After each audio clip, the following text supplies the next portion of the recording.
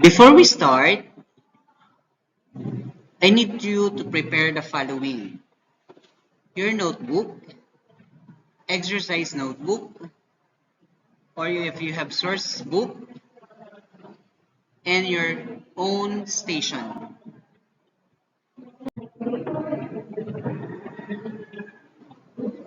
For our objective for today, the purpose of this learning is so that the student not only understand the basic concept of our topic for today, but also understand the practical benefit so they can will be more effective.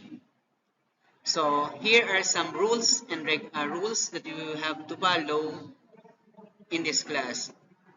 Make sure that you have no cell phone or refrain from using cell phone, no chatting, no eating, and raise your hand before you speak.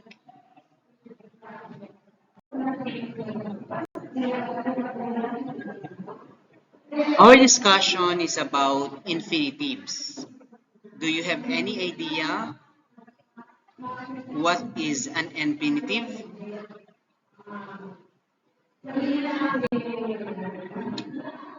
Particularly, we're going to discuss what is the infinitive forms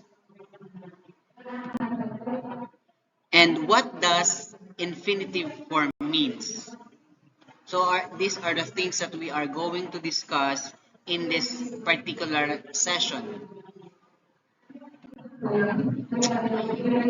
So in this sentence, he is going to the shop. To go is the infinitive.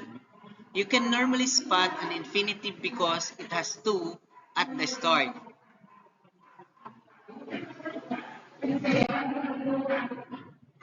If we change who is going to the shop like this, she is going to the shop. They are going to the shop. So take note that the infinitive there is to go. The infinitive form of a verb is the verb in its basic form. So meaning we are not adding s or es, or we're not adding d or ed. We just use the simple or the basic form of the verb. In the same with tense, whether you are writing in the past, present, or future tense, the infinitive stays the same. So like for example, they wanted to go to the theater. That is past tense. Wanted. The action already happened. Do you want to go to the theater? Which means the tense of the verb is in the present tense. I am going to go to the theater next Saturday. The tense of the verb is in the future tense. This is because the infinitive is never the main verb in the sentence. In the example above, the main verb phrases are they wanted, you want, I'm going. As you can see, those phrases do change according to the tense and the subject. This is a good way to tell the difference between normal verbs and infinitives.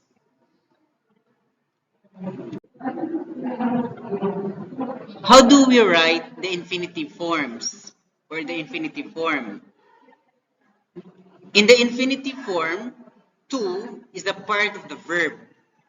To write the infinitive form, you normally need this formula, to plus verb.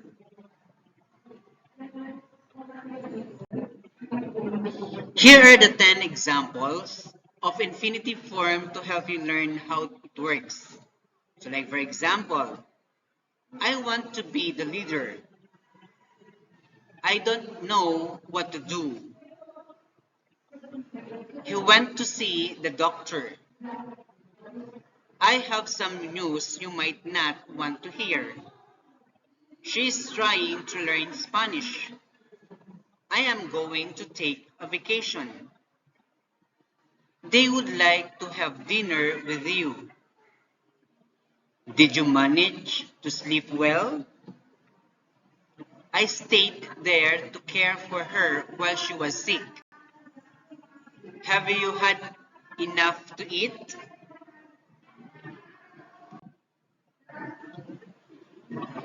The full infinitives and the bare infinitives. Most of the time, you won't need to be able to name the exact type of infinitive you are using, and the definition above will be enough to get you through. Just just in case you need to know what full infinitive and bare infinitive are, we got you covered. So far, we have been looking at the full infinitive.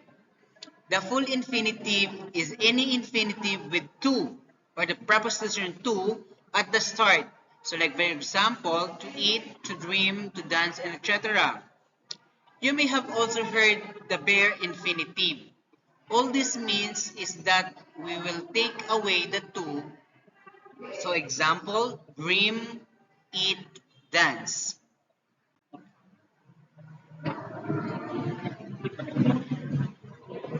To make it short, full infinitive, we are using to plus verb in a simple tense or in the base form. Bare infinitives, we are not using to, we're just using the verb itself.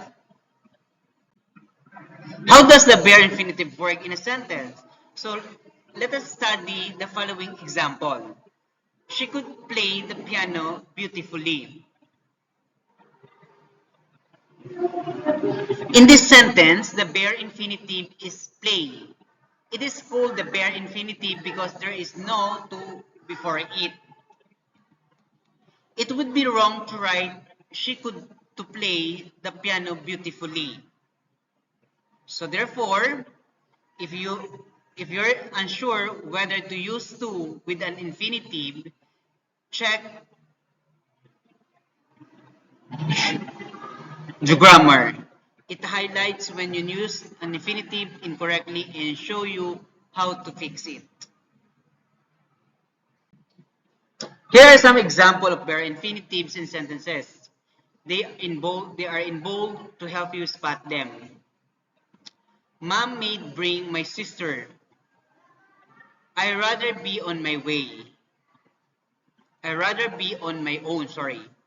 You had better take a coat with you. He should know better than that. I heard them sing at a festival. You must get up for school. Why wait until next week?